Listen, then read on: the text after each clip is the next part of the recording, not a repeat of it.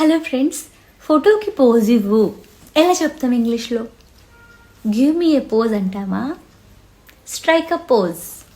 Yes, strike a pose అంటే అర్థం ఏంటంటే ఫోటోకి పోజ్ ఇవ్వు అని నేను అడుగుతూ ఉన్నానమాట.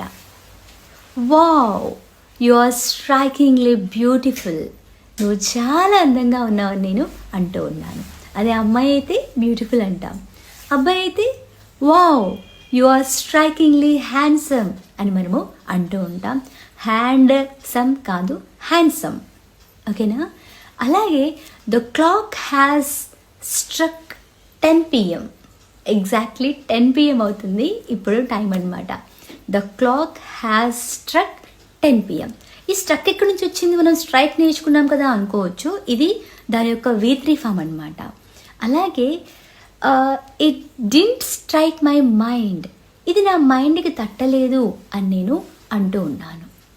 అలాగే స్ట్రైక్ని ఉపయోగించి మనం చాలా విషయాలు చెప్పచ్చు. Tell me whatever strikes your mind. నీ మనసులో ఏది ఉంటే అది నాకు చెప్పు.